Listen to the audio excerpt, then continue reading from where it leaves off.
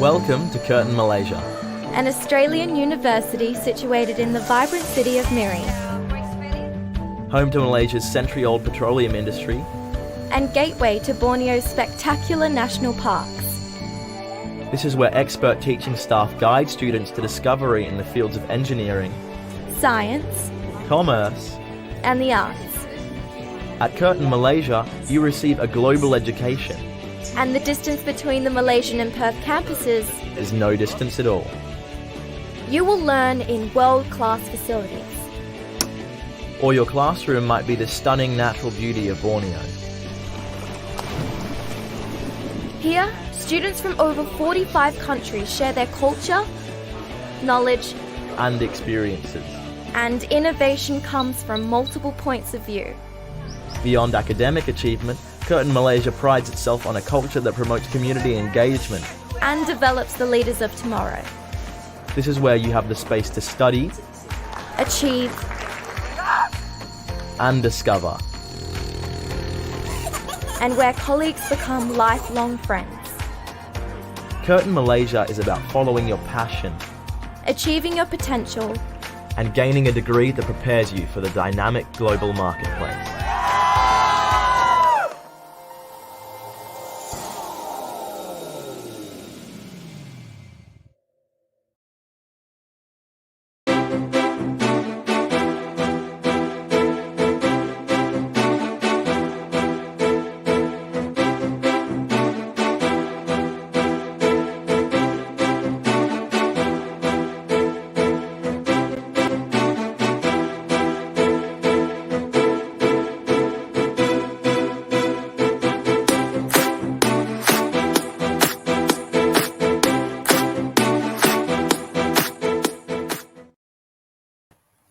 Hello, everyone.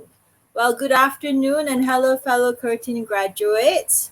So my name is Jane and I'm the president of Curtin University Alumni Malaysia chapter. And it's a pleasure to be here today where our chapter, together with Curtin Malaysia, we're going to host the second Curtin Alumni Asia Inspiring Talks, Reimagining Asia in the Post-Pandemic Future. So this is a collaboration between 4 alumni chapters, Malaysia, Indonesia, Singapore, and Sri Lanka, with the first one hosted by Chuachi, which is Curtin University Alumni Curtin University Alumni Chapter Indonesia. So the backdrop, posters, and all the fantastic artwork that you've seen were done by Chuachi's team. So thank you so much for the fantastic work that everyone has put in to have this webinar.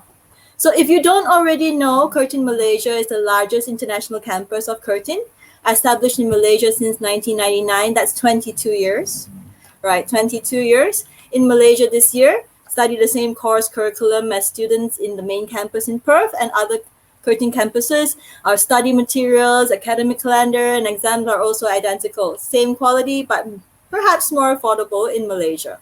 And I always say, Miri is like Perth in Malaysia. So I'm at home, so if you hear dogs barking or, some whatever sounds, please excuse it. And if you hear a cat, maybe a cat will come by sooner or later, then I have my cat at home too.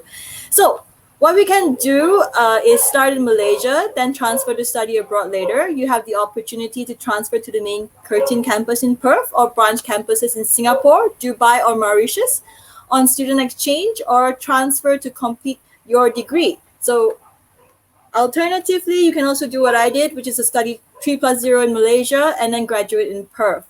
So for this round, I chose the theme Follow Your Dreams and Taking Charge. So I'm really honored for Malaysia chapter together with Curtin Malaysia to host this webinar.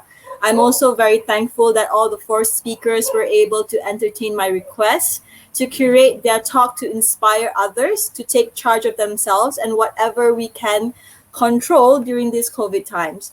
So seeing so many helpless posts, on my social media, many are struggling with uncertainty, drowning in ambiguity, which causes so much stress on ourselves and the people we influence. So I really would like this inspiring talk to really shed some light that no matter what we do, there will be countless obstacles and uncertainties, and we need to rise above them. So what better way to have this webinar serve its purpose by having fantastic minds share with us their insights and wisdom. So my fellow chapter member, Julius Tan, who is currently our General Secretary, will be moderating the event. Each speaker will have 20 minutes. And after that, some time for Q&A. So if you have any questions whatsoever for our speakers, please do interact with us and type it into our chat. So let's bring up my fellow moderator, Curtin Alumni Malaysia, Julius. Hi, Julius. How are you? Hi everyone. So you are a Curtin Malaysia graduate? Yes, I am a Curtin Malaysia graduate. Fantastic. So tell me, what are you doing now, and what's your experience in Curtin Malaysia? Okay, so first of all, my name is Julius. So I am currently a lead analyst in Evidence Malaysia, which is a big data analytic company. So I graduated in communications in 2013, 14, I think. So a lot of people would think this is quite a contradiction with whatever I study and whatever I do. But yeah, I think that's one of the things that Curtin gave me. I become quite a generalist, so I can adapt to different situations. So like a lot of people say, whatever you study in your major might not be true, might not be the one you pursue in the end. So I guess that's applicable in my case, but I still think the university experience actually will shape who I am today. And like you said, Curtin Malaysia. So I really a fan of Curtin Malaysia because I think that place is not too much of fun and not too much and not too boring. So you have to do nothing but study, right? Because it has some certain fun, but it's not too much until it distracts your study, and you have everything you need for your study. So it's kind of like a perfect place for you to for your tertiary study. And what else is about like the students, the like support and things like that. And until now, I'm still communicating with my lecturer back in Curtin Malaysia. Like sometimes I'll give some speech to my junior in Curtin Malaysia about data journalism or something like that. So I guess, and sometimes we will have some industrial support between me and my lecturer. So I think this is kind of like the experience that actually Curtin Malaysia offered me. Yeah. Fantastic. And it's exactly like Perth. So I've been to Perth and I've been to Miri as well. And it's almost very similar. So like you say, enough fun, but not too much fun until, you avoid your studies kind of thing. Okay, so let's continue on with our program for today. We have Simon Lunick, which is our Pro Vice Chancellor, President and Chief Executive of Curtin Malaysia, who also leads Curtin's ASEAN presence and Curtin's largest global campus, which is Malaysia. And with over 3,000 students enrolled in a wide range of programs, the Malaysia campus forms an important part of Curtin's global presence. Formally, Simon is the Associate Deputy Vice Chancellor International at Curtin University.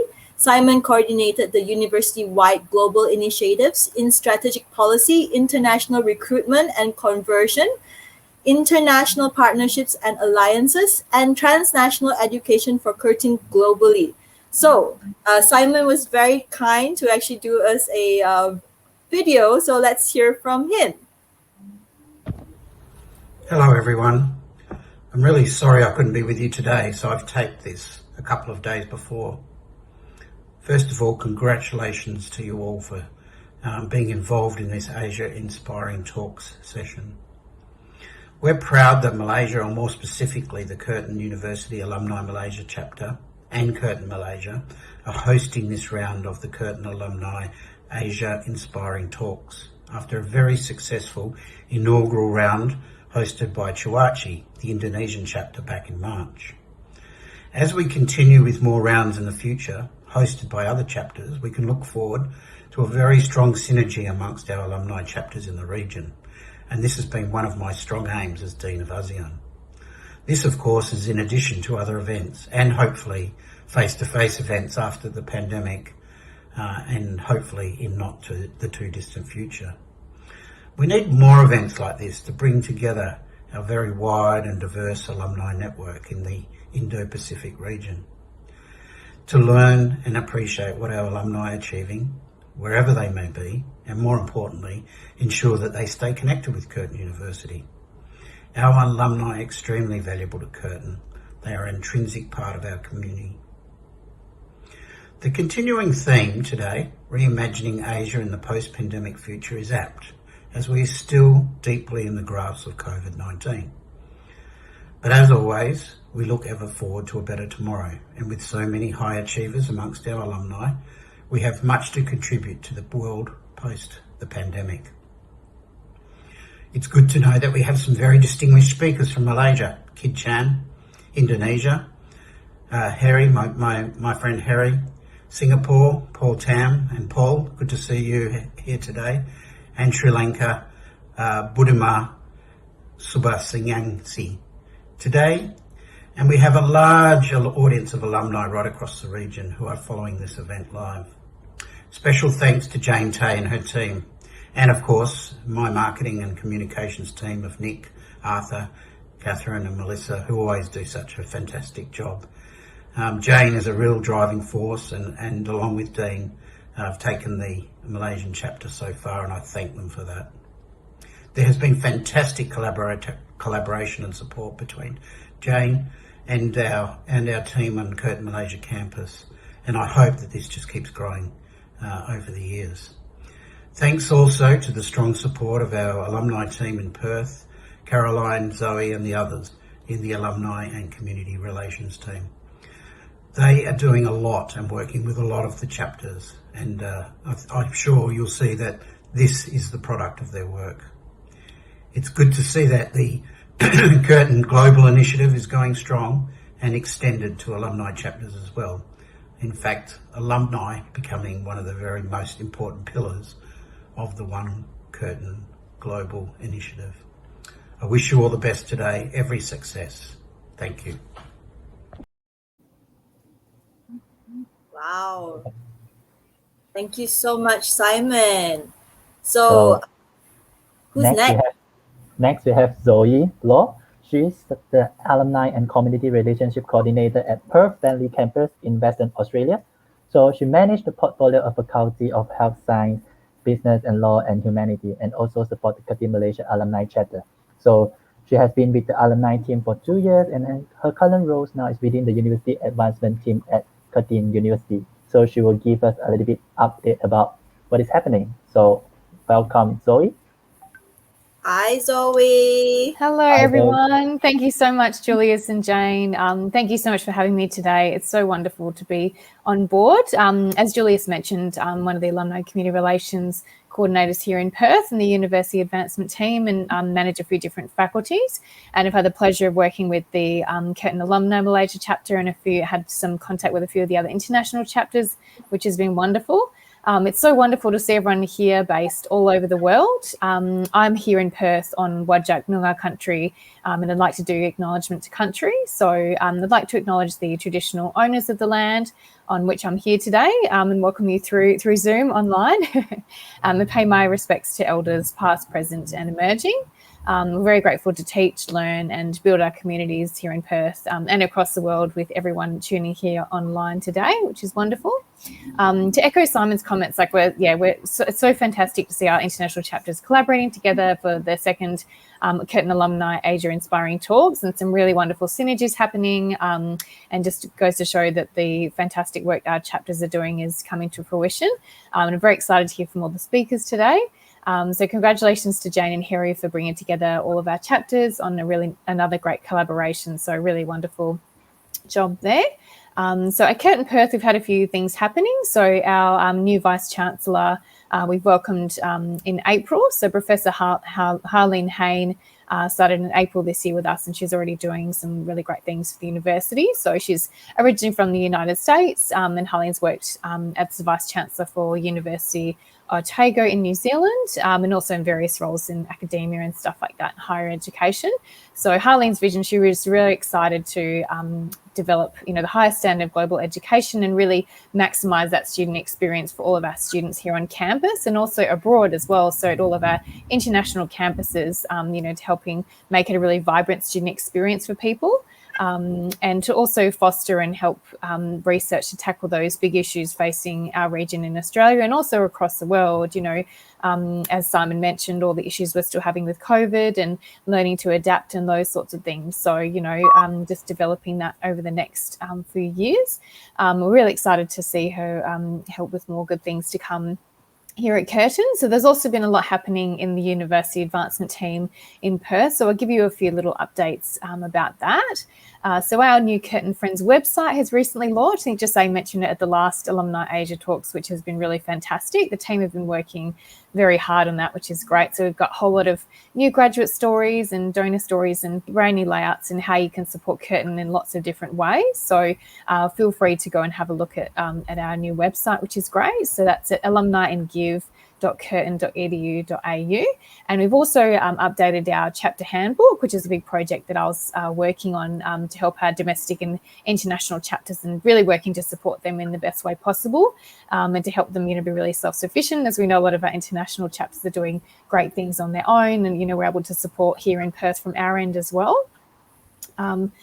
We've also recently closed the nominations for the Alumni Awards, which are coming up in next year in February 2022. So that's going to coincide with the graduation ceremonies, which is a new thing for us. So that'd be exciting to sort of create a bit of extra buzz and bring the graduates back to, so where it all began back at Curtin for them. So we're very excited for that coming up as well. We'll definitely keep you updated on that event too for next year. So as part of our new vision that our Chief Advancement Officer, Tim McInnes, has had for the University Advancement Team, we're excited to be expanding our team into 2022, which is really wonderful. So we're currently recruiting a head of advancement for each faculty, and this will help build advancement capacity and connect on a more meaningful level with our graduates. So that'll be across different faculties and also to eventually build small teams within each faculty. And this will be really great for our international chapters and our international collaborations and campuses to build capacity and sort of really expand those meaningful relationships we have connecting globally and locally and everything like that. We're also underway for our major alumni annual appeal. So we've got a really great cause this year. I think just I mentioned it at our last Alumni Asia talk. So it's for the Mordich Yoga Scholarship Program. So Mordich Yoga means strong woman in Noongar language of Western Australia's southwest. And the scholarship program will support mature age Aboriginal and Torres Strait Islander women, so to come and help them study at Curtin and give them the support and mentoring and guidance that they need to help them achieve their dreams. And that's what we're here about today. So to follow your dreams and really do some wonderful things for yourself and your community. And as part of the scholarship program, we'll be hosting a major event in October. So that's happening on October 17th at the Perth Convention Centre. So unfortunately, we won't be able to live stream the event this time, but we're hoping to make this an annual event that will happen each year. And as part of the appeal, we're hoping to live stream that event. So all of our international campuses will be able to connect with us there, which will be wonderful. And we're going to have a couple of keynote speakers. So Kathy Freeman and Christine Arnoon, a bit of a Q&A and a panel discussion. Kathy Freeman was the first Australian Aboriginal person to become a Commonwealth Games gold medalist, and she was only 16 years old, which is really exciting, in 1990. So, and then went on to win gold in 2000 at the next Olympics, which was really cool. And we'll also have Christine Arnoon, who's a Aboriginal and Torres Strait Islander woman and pop singer-songwriter. So she'll be performing her song, My Island Home. So keep an eye out for that. It'll be really exciting. So the event invitation's coming out soon. And we encourage you to share information about the scholarship online and to your networks and consider donating as well, which should be really wonderful. So yeah, there's a lot happening here in Perth and also, at our international campuses and with our chapters. So again, a big thank you to our international chapters and Jane and Harry for coordinating this event. Please, if you have any questions, feel free to reach out to Julius or Jane or Harry, and they can connect you with myself and the alumni team. So yeah, thank you all, and I'm sure today will be a wonderful event. So well done, everyone. And I think we're going to be passing to a Curtin Malaysia video. So let's have a look at that, and I'll pass back to Jane and Julius. Thank you. All right. Thank you so much, Zoe. Thanks, So let's Zoe. watch the video.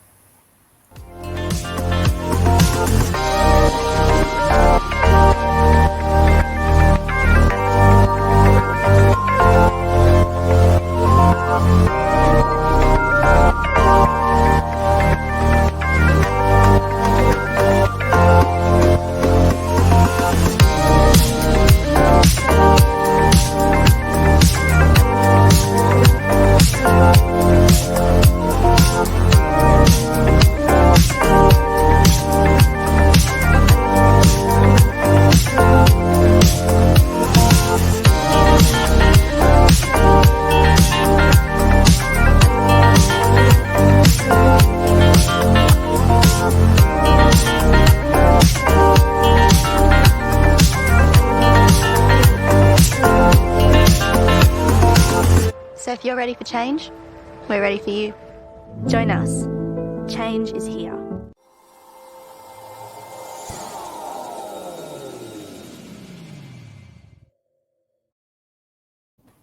Wow, so that's a very interesting video from Yeah. Curtin Malaysia. Almost can't recognize my school. I think they did a fantastic job. So right now, let's introduce all the speakers. We have Harry, who graduated in public health. Is it okay if I mention the year? 2015. Paul, who graduated in 1989, which is the second year after Wade was transformed to Curtin University. And he's a Bachelor of Commerce, Finance, and Marketing guy. So, that's exactly my major. So that's my seafood. Then we have Kid, who graduated in 1998, Bachelor of Commerce in International Business. And also Budima, graduated 2013 in Information Technology. Hi. Hi. Say hi. Everyone say hi. Hello. Yeah. Hi, everybody. Hello. Hi. How are you guys? Good to have you guys here with us. Thank you guys so much for spending the time. So I'm going to ask you a quick question before you start. What is your best Curtin experience? I will ask Harry first. Oh, thank you, Jane. Thank you, Julius. Yeah. My best Curtin experience, I think every moment is, I don't know, I really miss Curtin very much, like the life, the uni life particularly. I would say maybe in the Curtin volunteer, because we can explore the remote areas in Western Australia as well. So yeah, Curtin volunteer. Wow. Okay. Yeah. So Paul, what about you? Oh, certainly the multicultural dimension, even during that time. Of course, something that I experienced and all of you will be envy of is the transformation of Curtin University. Right, so I witnessed the transformation on that very day. It became Curtin. So there was I forgot, was it a big celebration or whatever in front of the Swan Pond. The Swan Pond is still around. So the good things are still around. There's a lot of new buildings, but the old 400 plus buildings are still there, except 410 Medicines today. So my best experience is truly the multicultural and the transformation into Curtin University. Wow. What about you, Kid? Hi, Jane. First and foremost, I'd like to thank you, Jane, Harry, and Julius for organizing this and together to join the illustrious panel with Paul and also Dr. Budima. It's an absolute pleasure to be here. So now I had a very robust student life, and in full transparency, I hope that I don't get quoted by my children. My best Curtin experience was actually the food, first and foremost, and also the clubbing. My final semester, loading is 5 units, but I somehow managed to do 7 units in my final semester. I would pack them into 2 days. Don't try this, guys. In a week, and 3 days was spent at clubbing. Yeah, I'll tell the rest later. So back to you, Jane. Right, Julius, why don't you? Yeah, so we have the last, which is Dr. Budima. So can you tell us your best experience with Curtin? Well, yes. Speaking of my experience, I think I truly agree with Paul when he said transformation. It's really a university that helps us transform to really find who we are. I truly believe that Curtin helped me investigate who I was and explore and discover myself to understand what potential I have because of the challenges that we go through in the global experience we get with the industry engagement we go through. I truly believe it's a fantastic experience that help us grow, not only inside, but also with the people who we associate with, the experiences that we gain. And it's so much more that helps us transform to become better leaders. That's a wonderful experience that has really impacted my life. Wow, Good to that's hear that. fantastic. Yeah. Wow. So I'm looking forward to hear more from you guys. Yeah, so I'm gonna leave Julius to start moderating and introducing our first speaker. So, and I'll see you guys at the end, okay, when everyone has finished. So I'll see you guys later. Okay. So everyone, to start the event, we will be starting with Harry giving his speech first. So let me give everyone a little bit background about Harry. So Harry is a public health enthusiast. So he's very passionate about science and health promotion, especially on tobacco controls, behavioral change, and social determinants of health. So Harry has a master's degree in public health, which graduated from Curtin, Malaysia, Australia, at Curtin University, Australia, and have worked more than 10 years in the health development program in Indonesia and Timor-Leste. So one of the most significant projects he directed was the child marriage prevention project with UNICEF in Bone, South Sulawesi. With UNICEF, Harry and the team developed a baseline and the endline measures and organized behavioral change initiative involving local religious and community leaders. So the experience actually transformed into an academic article published by The Lancet, a reputative journals on public health interventions. So he also played a leadership role for systemic projects, Stop Midlife Evaluations in 2020, the Hamutuk Formative Research in Timor-Leste in 2017, and Save the Children's Formative Research in 2019. So his expertise is always in the association relations, regressions, and survey large causal relationship. And he is now working for the Tulodo, Indonesia as Deputy Director for the program. So let's welcome Harry. Yeah, thank you, Julius, for the introduction. Thank you very much. So from here, you will be presenting about child marriage, right? Yeah. My presentation title actually is "Privilege to Dreams." As a twist, actually, I will explore more about the project I've been working on for these past 2 years, Julius. It's about child marriage prevention and also a little bit about menstrual health management in Indonesia. So I think it's quite relevant with the title Reimagining Asia in the post-pandemic future, right? Great. I'm looking forward for it. So let's pass the stage to Harry. Sure. Yeah. Thank you, Julius, for the introduction. Good afternoon, everyone. I hope all is well with you and your family. And thank you very much for joining us in this webinar. I know it's Saturday afternoon, but thank you very much for joining us. I want to say hello first for my fellow alumni in Indonesia. I hope you also safe and healthy in Indonesia, Malaysia, Singapore. Thank you very much, Jane, and also Curtin Alumni Malaysia chapter that organized this event. It's really great that we can have this second series of this Curtin Alumni Inspiring Talks. I hope that in the future we can have more collaboration like this with other chapters. We still have Singapore, Sri Lanka, Hong Kong, Australia. We have so many alumni chapter that we can have the collaboration in the future. So yeah, I would share my slide presentation first. Okay. I said, thank you, Arthur. Yeah, so this is my presentation. The title is Privilege to Dream, but I would like to explore more. I would like to invite you all to experience about the child marriage in Asia, particularly I will give example in Indonesia. And this is like one of my question will be, is sky the limit? Because sometimes we have heard about this motivation quotes, don't give up, don't give up for your dreams, keep dreaming, the sky is your limit. But yeah, it's not, child marriage become the issue that makes most of the some of us, particularly children, they cannot pursue their dreams. So yeah, the next slide. Yeah. So this one. So this is the future generation, the children. So I would say I would define the children first. So it's everyone everyone under the 18 years old. It's based on the UNICEF definition. And this is actually the project I've been working on for these 2 years in Bone, South Sulawesi. It's actually located near Kalimantan, and also in Sulawesi.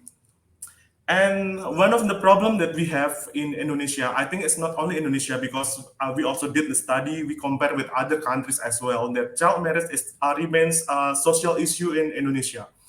And I work in Tolodo, and we have this project to. First of all, we have this project to explore why child marriage exists in South Sulawesi, one of our project area, and then what can be done in this area so that child marriage can be reduced. For example, we can propose intervention, doing intervention program, campaign, etc., etc. So in these 2 years, I really learned a lot about child marriage, even though my public health. But then this is kind of new things also for me, because child marriage health. I will explore more about how child marriage and health have this connection, interconnected with each other, and what is impact of child marriage, and also why we need to prevent, and also we need to fight against child marriage. So yeah, child marriage is any formal marriage or informal union where one or both parties are under 18 years of age, and children as the vulnerable group, particularly girls. I will show you the statistic of child marriage in the world. So this is the top 10 countries with the highest child marriage prevalence in the world. As you can see, it's the first one is Niger. It's 76%. So it's 7 out of 10 girls in Niger. Is they experience child marriage. And also in Central African Republic, it's 61%. It means that 6 out of 10 girls in Central African Republic experience child marriage. You can see in the list is like the third one is Chad, and then Mali, Mozambique, Burkina Faso, South Sudan, even Bangladesh. This is the first country in Asia that appear in the top 10 of the list. Bangladesh is 51%. It means that 5 out of 10 girls experience child marriage in Bangladesh. So, if you can see here in the next graphic, is that the mapping of the child marriage prevalence or child marriage prevalence in the world. The first will be the West and Central Africa is the highest one. It's 41%, as you can see. So, around 4 out of 10 children experience child marriage in average. And then, if you can see here, Eastern and Southern Africa is the second one, 35%. And then followed by South Asia is 30%. And as you can see, East Asia and Pacific, the average is 7%. If you can see, it's like below, 7%. And the average of the world is 21%. So if you can see, this like 2 out of 10 children, they experience child marriage. I would show you what happened in Asia, because it's still in the world. So this is Asia, the portrait of child marriage in some countries in Asia. If you want to obtain the data in the database, you can scan this barcode. I provide this link to UNICEF data. It's updated in March 2021. So if you can see here, this is the list of countries in Asia, some countries actually. So you can see here, the first one will be Laos, People's Democratic Republic is the highest one in Southeast Asia. As you can see, the girls there is 33%. So it means that 3 out of 10 girls in Laos, they experience child marriage. And also the male for the child marriage for boys also high in Laos, because like that is 11%. So 1 out of 10 boys under 18 years old, they experience child marriage. We have here Indonesia, Singapore. Singapore is 0, so congratulations to Singapore. You have 0% of child marriage. And then we have this. Some countries haven't obtained. UNICEF haven't obtained the data from some countries. But then you can see that it's still high. It's like still high, above 10%, above 15% in Southeast Asia. Even I also show here like Sri Lanka. It's 10% also. 1 out of 10 girls experience child marriage. Indonesia, we have around 16% for girls and 5% for boys. So it's high, even in Philippines, Myanmar, Thailand, Timor-Leste, and also Vietnam. So let's see what happened in Indonesia. Child marriage in Indonesia. So we have 34 provinces in Indonesia. As in, and you can see in my slide that 21 provinces. So it's 2/3 of the provinces in Indonesia still have high prevalence of child marriage. So the average of child marriage in Indonesia is 10%, but then 21 provinces have this above the average. So it means that we have a long way to go to fight against child marriage. And the first one will be Babel Islands, Bangka Belitung Islands. It's located here. It's near Singapore. It's here. And also the second one is Kalimantan. Kalimantan is located near here. It's here. It's near Sarawak, neighboring with Sarawak. And yeah, it's quite a lot here in Kalimantan, Sulawesi, and many other provinces. And the least prevalent is Jakarta. Is the capital. DKI Jakarta is just around 1.4%. So maybe it's different also between the urban areas and also remote areas. Maybe will contribute to child marriage as well. So this is the contributing factors to child marriage. Maybe some of you may be wondering, child marriage why still exists? I think it's from our grandmothers our grandmother's era, grandparents.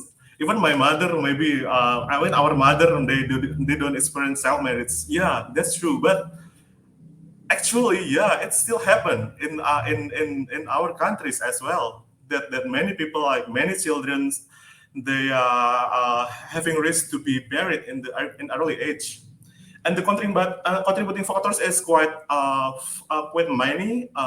As you can see, I present here like 10, 11 contributing factors, but actually like there are more. And there is no single factor contributing to child marriage. It's usually like interrelated, interconnected one to each other. When I did the baseline research with my Tulodo team in Bone 2 years ago, 2019, we found that unwanted pregnancy like one of the most contributing factor to child marriage. Unwanted pregnancy. It means that reproductive health like puberty, like knowledge to puberty, knowledge to sexual health, reproductive health need to be improved because like there are still like happening unwanted pregnancy. And then the second one is economic factors. It's usually happen because the family is not really have enough money to the family to contribute to their family, and we can use the word like sell the girls. When someone like propose the girls, oh yeah, you can marry because we don't have any money, and then it happens. Economic factor it still happen in many areas, including family pressure. In some culture also, like they want, for example, the grandmothers, they want to see the grandchild because they want to see the grandchild early. Before I die, please just marry. I want to see grandchild early, for example, like that. We heard about that kind of reason when we did the baseline study, we did the research. It's like, oh really? The grandmothers, they want to see the grandchild early? Oh wow. And then the arranged marriage, it still happen because like the parents know with each other, and then and then they want like just, oh yeah, we know you that, or we have this potential bride, just married with he or she. And this education level as well, it's interconnected with the education level, and child marriage is quite the causes, and also it's interconnected each other. For example, like in some areas, children cannot continue in the schools, and then he or she needs to dropping out of school. When it happens, and then the parents will be like, just married because you're not in school anymore, and just married and you can have better life, for example, like that. Including child marriage also because they need to marry, and then in some cases, like because also the girls experience unwanted pregnancy, they have to drop out of school like with the they have to drop off school. And also Dori practice, it's interconnected with the culture as well. And also in some areas dating. Even in some areas Indonesia, just dating, it means that you have to marry.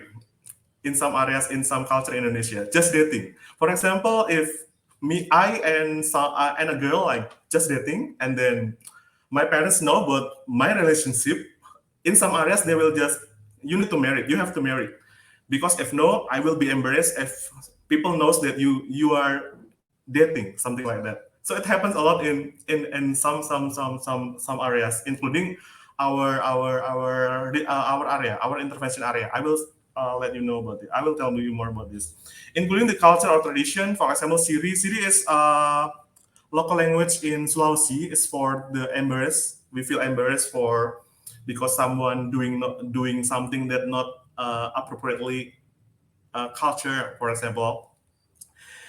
And then the position of women. Some in some patriarchy culture, the woman they don't have voice to negotiate. I found like in 2019 that when child marriage happened, even the girls like they were not engaged in the proposal ceremony. So the girls will just hide in the room, and then the parents with the parents, they will have this discussion in the guest room, in the living room. But the girls will hide in the room or in the behind the house, and then they will just they will just obey. They just have to need to obey their parents' decision. So the girls, they don't have any voice to fight against the child marriage. They don't have the kind of power in some areas. And also religion. In some religion style, there is still this have this long debate whether in some religion, they are allowed to marry it like under 18 years, because they have this believe that it is allowed. Yeah, it's still happen. And also we found that it's quite interesting, children aspiration, because the children already also want to marry early because of the influence of the social media, and they see like this influencer, social media influencer, like they still young but they married and they happy. So the children, some of them like also have this aspiration. Okay, so what is the relation with the pandemic as well? Because the topic is about the Reimagining Asia, right? Reimagining Asia in the post-pandemic future. So we got this some articles that pandemic also contribute to the child marriage. It also increased the child marriage because pandemic has impact on the education. No more schools. And then children just stay at home, and then parents like just see, they're just at home. Why just marry of them with some, if we have this proposal, something like that. And then this is my our research that published in the Lancet in March 2021. So if you are curious about what's happening in Indonesia, and then it can be one of the reference. So the title is One Household, Two Words, Differences of Perception Towards Child Marriage Among Adolescent Children and Adults in Indonesia. So actually it kind of portrayed any differences between parents' point of view, parents' perception, and also children about how they see or they see about the child marriage issue. And it's quite interesting because there is some difference. There is some difference about whether like child marriage have benefits. There are some different. Overall, this research like we found that 1 out of 5 or 4 parents still thinks that child marriage have any positive benefit, like increased financial security, increased pride, something like that.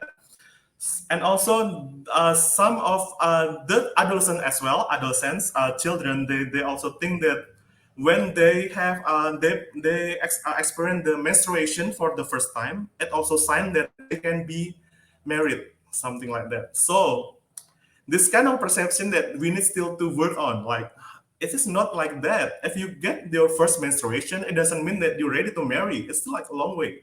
Marriage is not about the menstruation, change of the biological, but it's like more complex dimension, something like that. The impacts quite vary. You can see in my slide here in health, like they are the girls like biologically not ready, and then maternal health, mortality for mothers and the babies, even mental health, depression, because like they are not ready to have this kind of household life. And even like for adults, like they need to think like very carefully before they married, right? But when they're children and they need to marry, it's like, oh my god, they're still kid and they have to like take care of the baby. So 15 16 years, 15 years, 10 years, they have to have this baby, because yeah, something like that. And dropping out of school, child labor, and also low income. Low income because they cannot have this education. They cannot pursue. They cannot have this high level of education. They have to drop out of school, so they will not have this job, the proper job. So it will impact on the economic instability also, and poverty, and also dispute and divorce. Many divorce because like they haven't have this opportunity like yeah, and also like domestic violence, sorry, and also low human development index. I will be a little bit faster, sorry, yeah. So this is my favorite framework for monitor and evaluate the child marriage and intervention in Indonesia. And also this is called behavior change wheels. Yeah, this is behavior change wheels. Actually, it's will show you about the green one is the source of behavior. We usually use this to explore the determinants or the motivation or the opportunities of capability of the parents and also household and also children.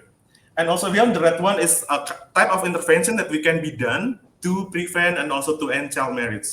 And also the gray one is about the policy categories. What have this government done for contributing in the child marriage prevention issues?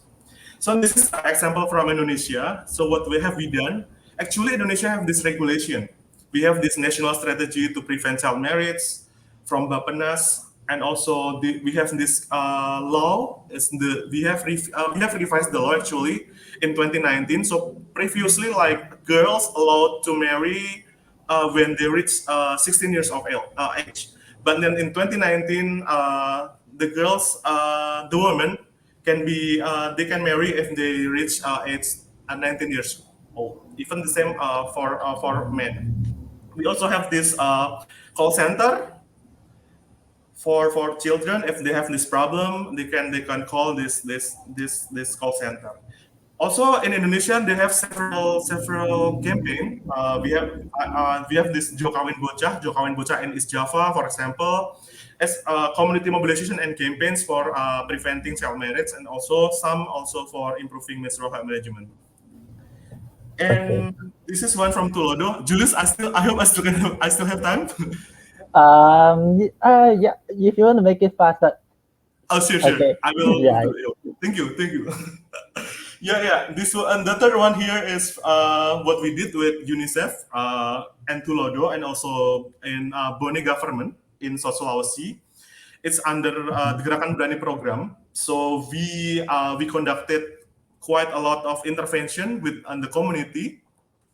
We did a lot of trainings to improve their knowledge, and then we produced these communication materials to improve their knowledge, board games, storybooks, and also movie screening, etc., etc. And also we asked them to make this reusable menstruation pad, so they can improve their knowledge and also about the menstrual hygiene as well. So yeah, let's join the fight against child marriage. I mean, like, not all of us working in the development areas, but actually we can. I think we can contribute to fight against child marriage as well. For example, if you were in like creative agency, journalists, you can like start like having conversational with this issue like this. Thank you So very much, Harry, for your yeah, sharing. I think this is yeah, quite yes, inspiring this is for us my to last know slide. more about the Cool, cool, child cool. marriage problem. So Yeah, yeah, yeah, I think we are a little bit rushed now. So I'll have to introduce the next speaker. cool, So cool. yeah, Thank thank you, you very Julius. much, Harry. Thanks for No sharing. worries. Thank you, thank It's you. very insightful. Yeah.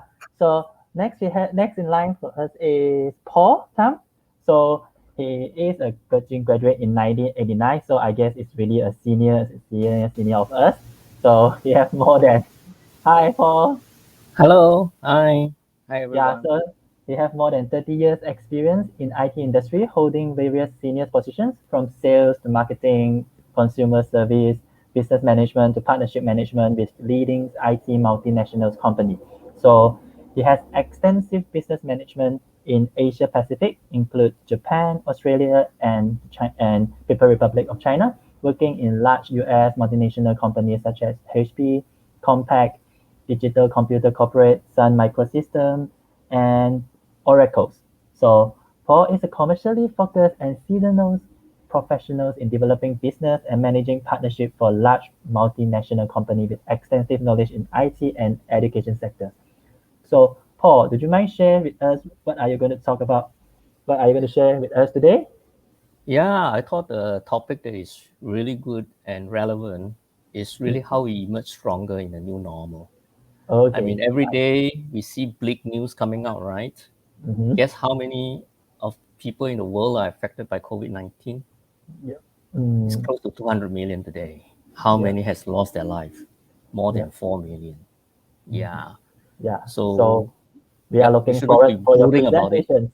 Yeah. So we are looking for your presentation. So I will pass the stage to you. Yeah. Okay. So it's Thank your you for show. having me. Thank you. Thank Thank you, you. Jane, for organizing this. It's really an excellent opportunity. A very good mix of topics, pretty much the word diversity, right? Even the speakers as well, like myself, representing the pioneer of Curtin University. And of course, we have new graduates as well. I mean, many people are listening in. So again, I thought when Jane asked me to do an inspiring talk, I thought about it and say nothing better than how do we emerge stronger in the new normal. As you know, I mentioned to Julius earlier, every day we hear the bad news coming out, and it is what it is, right? So we have to face it. But have brood over it is not the answer. Worried about it is not the answer. I think, of course, we have to stay safe and stay united. But more importantly, is that take advantage of this crisis of a generation to create opportunity of a generation. It's just like spring cleaning, right? Every new year, we want to do spring cleaning. It's during this time, we're going to relook at it and start to refresh in the new year. So this is what I call the new normal. Put it this way, with or without the current situation, things are changing and changing so rapidly without us knowing it. Disruption are everywhere, technological disruption, trade disruption, etc. And of course, consumer expectation has changed and has shifted, right? And the classic that all of us know is that we have shifted from brick and mortar into electronic.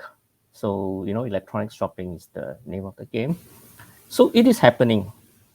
But COVID-19, as all of us know, it actually accelerated in real speed, right? Really quick acceleration of this thing. It's just like the perfect storm, a business tsunami. So there are new words that comes out as a result of that, pivoting, utility. By the way, utility model is not something very new today. It has been existent for years, right? Created by the IT companies in the early 2000s. Essential, right? We know what is essential duties now versus non-essential. So in the past, is every duty is every duty. Frontline duty versus backline duties are more or less not so much of a distinction. But I think today is very clear. The frontliners, especially the medical professionals, especially the people who works in custom, immigration, even storekeepers, people who sell food to us in the market, they are all essential workers, right? They cannot work from home per se. And that's why we have the next one, FWA, which is flexible work arrangements, something that's been around for years. Work from home has been around for years. Co-working has been around, but people shy away from doing co-working. People like to show off their big offices, big, real estate, but people shy away from doing co-working. But today, it becomes a reality. I just share one example, right? You heard of nightlife cannot continue. There are family karaoke, family KTVs that has pivoted to become co-working studios. You look at it, the technology are more or less the same. They need a very good sound system. They need very good video. They need to have a very good screen. They need to have a soundproof room. But instead of singing, now we do what we do today. You can run a conference. You can do meeting with your staff. Telecommuting has been around, but it has changed our life since then. Today, there's nothing stopping a company from hiring an employee from Jakarta or Harry's hometown, and yet it can be a Singapore company, and yet Harry do not have to leave his hometown, get a work permit to work in another country. It can happen with technology. Virtual, there we are, virtual. So we have speakers from all the countries, not just only Curtin, from one Curtin, but from different places coming together, and more places of people watching it through YouTube and Facebook Live. So in the future, blended, be it education and so on, will be a very blended model. So instead of having to spend millions of dollars, thousands of dollars to create an event, you can reduce the cost down and be as richful. I'm not advocating that everything got to go to virtual, and therefore it could be blended. Cloud. I have gone through it, and cloud is so good now. I used to have lots of storage devices, right? Trying to keep this file, that file all over the place. Now it's all centralized, and it's so convenient. And it's so much so that you don't feel, having to be too worried about it. Yes, there will be downtime, but it's minimized. Digitalization, I will talk about it later. Innovation, telemedicines as well. I used to work for a company called Polycom. We invented telemedicines during 2006. It was early for its time. People was laughing at us. What is telemedicine? How can you get a doctor to examine a patient where he's not even in front of the doctor? But today, it's not just a reality, it is a must. So I just want to share with the folks that there's so much things that's coming out. Of course, you have cybersecurity, you have Zoom becomes a word. Same thing, this is a company I used to work with. I didn't work for them, but it's my customer. They were so small and people were laughing at them. And today, it becomes a real need for almost every business and individual. And of course, you have things that's truly directly related to COVID. You've got PCR, you've got ART, antigen rapid tests, you got safe distancing, you got quarantine. By the way, quarantine during my time is only meant for animals. When we bring our pet dogs from one country to another, you quarantine the pet dogs. But today, we have to be quarantined as well. Is it going to be the new normal? It be part of it? Don't know.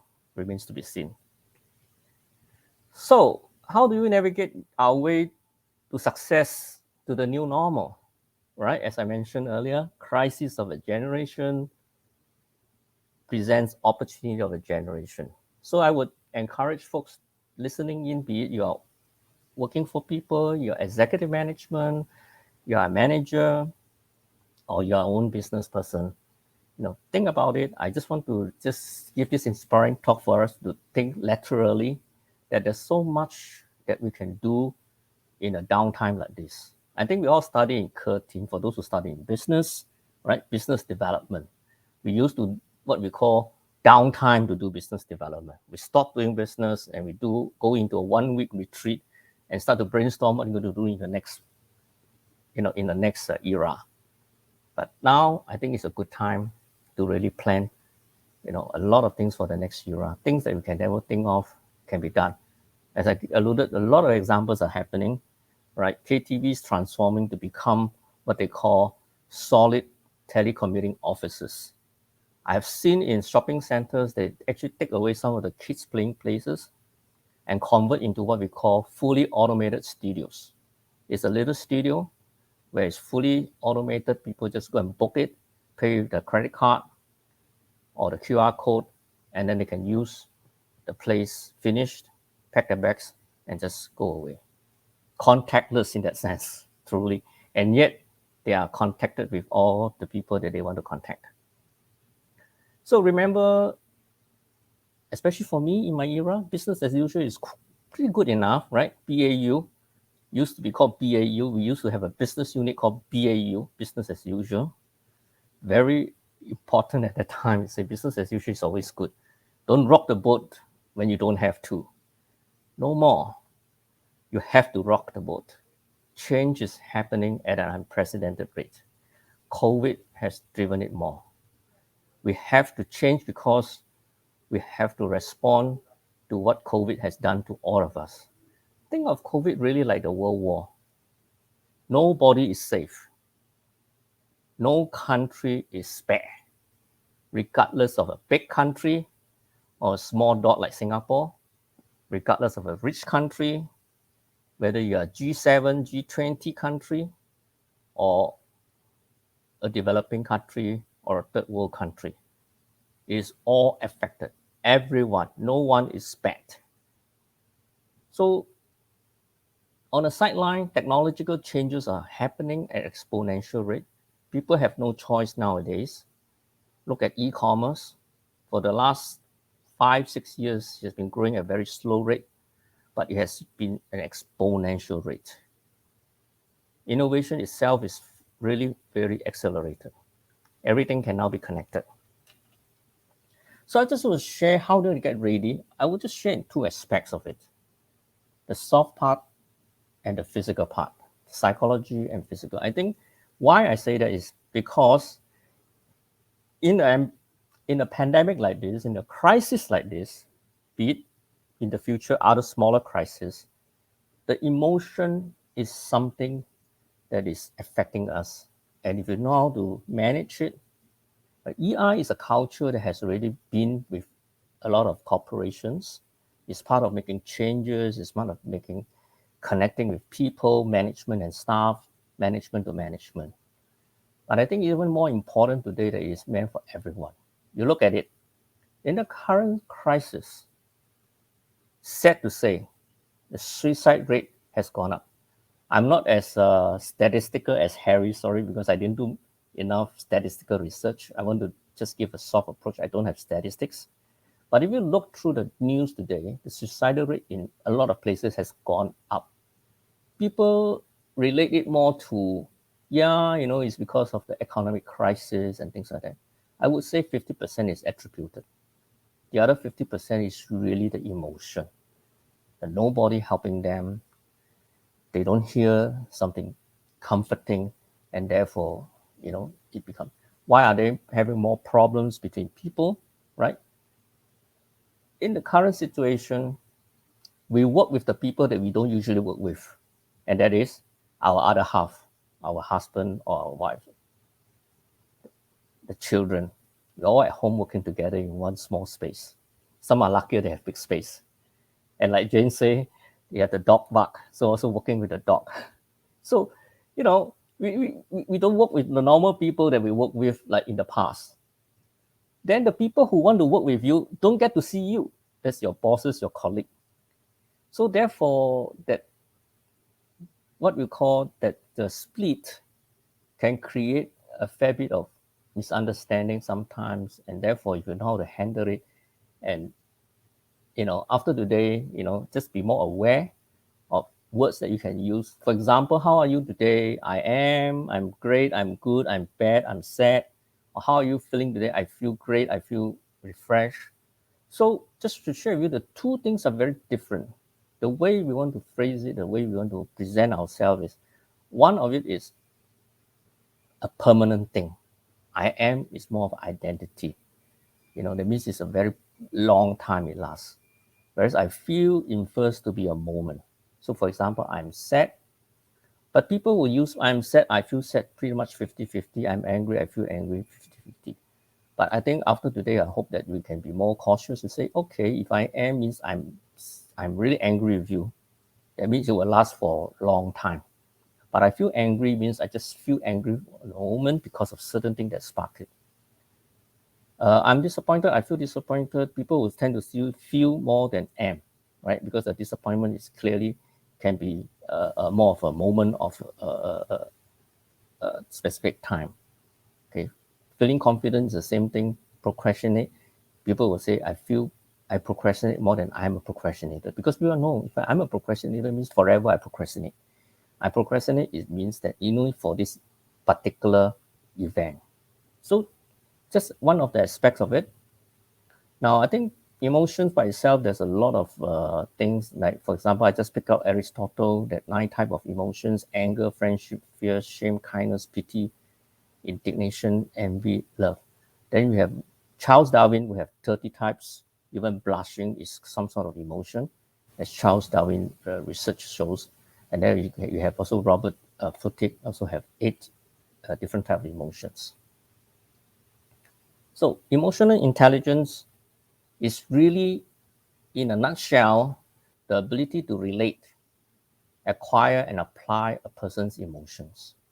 Right? So we'll be more aware of things, we'll know how to apply for it, we know how to act on it. So EI begins when we are aware of what we are feeling, and then deciding how we're going to respond to it. And you have to be done quite spontaneous in that sense. So the more we can handle it, the better it is. Of course, some of us will say there's also the EQ aspect of things. Today, I will only just talk about the EI. So emotions truly shouldn't be our identity. Do not make it that it is an identity. Then the other party will receive it as if, you are telling them some strong messaging. But just want to make sure that it is, try to make it just like a moment of significance. Just only for that moment, I feel that way. So therefore, how you manage it is the 4 A's. First is to acknowledge, know one's thoughts and the emotions, and accept it. Right? So how to one can't help how one feel. Right? So you have to accept it and be clear about it. Then assess, claim one's space, and then see how it motivates the value and the intention. And finally is to act on it. Success is the action. So always must have the action, in relate to that particular moments of significance. So very quickly, I try to go to the other aspect of it, which is digitalization. How to become stronger. To become stronger is to really prepare for a new future, the new normal, something that we can, take this time to prepare for it, right? You're going to have to do self-destruction. We have to change certain businesses, stop doing certain things that we do, and do new things.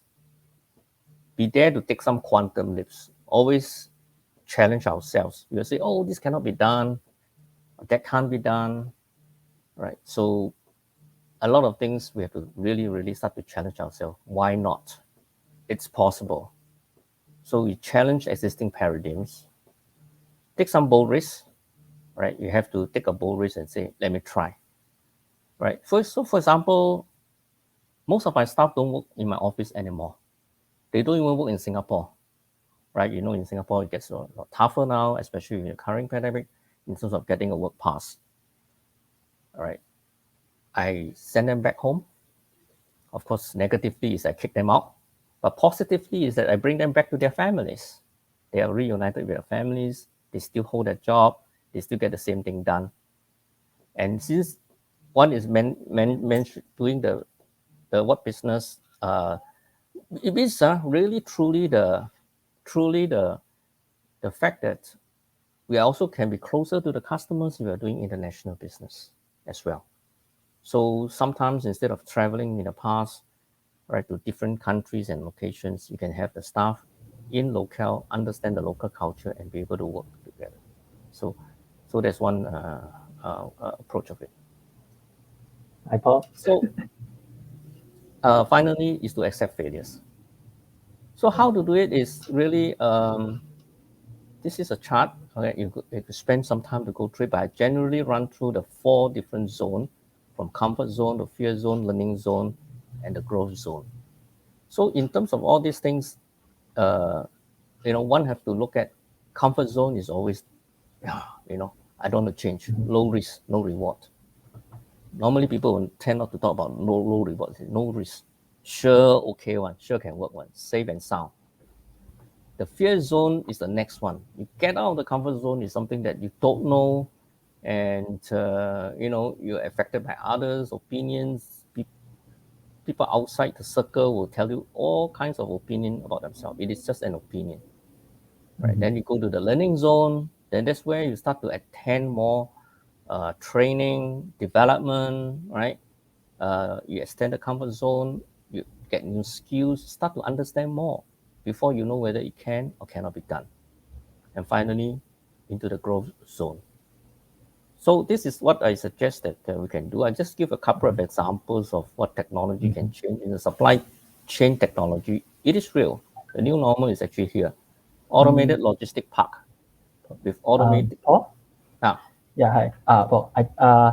Thanks for sharing. I mean, until this part, because I think we are running kind of like short of breath. So, sorry. Yeah, for your presentation, I think it's very interesting. I mean, it's telling about emotional intelligence and how are we going to enhance our own well-being in this challenging time. So actually, to summarize the whole things, right? What is your advice for people who are ready to, I mean, they might not be ready, but they want to be step into their other zone, into their fear zone, into their growth zone. What is the single most important thing that you think one people need to have? Look for a reliable mentor. Right? Mentoring is the best way to go about it. I won't want to say training, because training depends on what type of training you get into. Again, you'll be hearing different aspects of things. Get a mentor, a reliable mentor. Okay, so yeah, that's really insightful sharing, especially in current times when everybody have some emotional challenge, when everyone locked at home and they can't even communicate with humans the way it used to be, right? Yeah, right. right. Yeah. So thank you very much, Paul. So next we have Kit with us for the next session. So Kit, let me give a little bit introduction about Kit. So he is graduated from Curtin in 1998. He has, for close to 20 years, he is a Malaysia-based international celebrity photographer. So he has been the behind-the-scenes go-to person for the personal branding and positioning needs of many high-profile personalities in the region. As a bestseller author, his articles and photos are often published in many prestigious publications, including covers for The Star, which is one of the biggest news in Malaysia. I mean, for those who are not in Malaysia, and New Straits Times, Harper Bazaar, Prestige, Tatler, and many more. So he has a much sought after speakers and educator who has spoken in many groups, including the inaugural of TED Cross KL. So named by Tatler as one of the 100% you must know in Asia. His subjects include Tan Sri Dr. Zati Akmal Aziz, who is the former governor of Malaysia, Bank Negara Malaysia, and Sherry Blair, wife of former British Prime Minister Tony Blair, and Dato' Siti Nurhaliza is a Hollywood A-list, and including Hollywood A-list such as Jackie Chan, Tan Sri, Michelle Yeoh, and other Fox business tycoon like Tan Sri Dr. Francis Yeoh, and many others.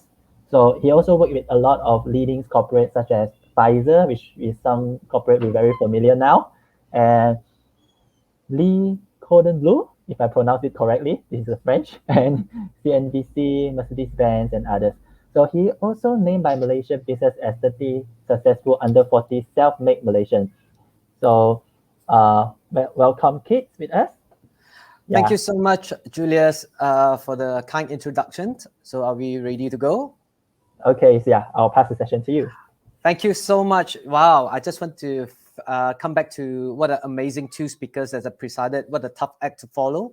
And I want to just circle back to the question that earlier they had, what is our most memorable time in Curtin, which is actually all the friends that we make. And today you could see the amazing network that we have. People like Julius, people like Jane, who do the heavy lifting, organizing this particular talk. And of course, we have Pak Harry from Indonesia, who's tackling the very serious issue that we should be tackling. And of course, we have very experienced corporate leaders like Paul, who just shared about reimagining the future. So without further ado, I'm so honored and humbled to be invited to speak. And I'm going to do a quick dive because my presentation is normally 1.5 hours long, but I will do it in 20 minutes. So let the time begin. Okay, so my presentation is Network Like Kitchan. Now, so before I start, I just want just take a step back. The most important thing that we want to remember during this time, we know we are all in the same storm, but everybody have a different boat. But I just want to take a step back. I just start by saying, yesterday is history, tomorrow is a mystery, today is present, today is a gift. That's why it's called present. So with that in place, just think about it. I want you to pause about everything, forget everything for a while, and just think about it. XX is the year that you have graduated from Curtin, and present is 2020. Okay, and then we will move on in 10 years' time. It will be 2031. Imagine your age today, the age that you graduated, and the age you're going to be. Now, just backtrack from the day that you graduated from Curtin or Curtin when you were in Australia, because John Curtin is actually a prime minister who led Australia out of the dark age. So in Malaysia, we call it Curtin, we colloquialize it. So has our goals, has our responsibility, has our dreams, vision, and purpose changed? I hope it did. I hope it did, right? So I'm now 43 years old. I have 3 kids. Definitely, it changed from 10 years ago before I have kids, and 20 years ago when I was still studying. So likewise. So why is this important? Because this is going to lead you into the conversation that I'm going to talk about, which is a bit about networking and personal branding. If you foresee your goals, vision, purpose, and responsibility is going to change, they say the best time to plant a tree is 20 years ago. The next best time is now, because a personal brand and networking, a personal brand is the last pivot that you ever have to make, because you take people along the journey and people grow with you. With that, I'm going to jump straight into it. So just a very simple rule.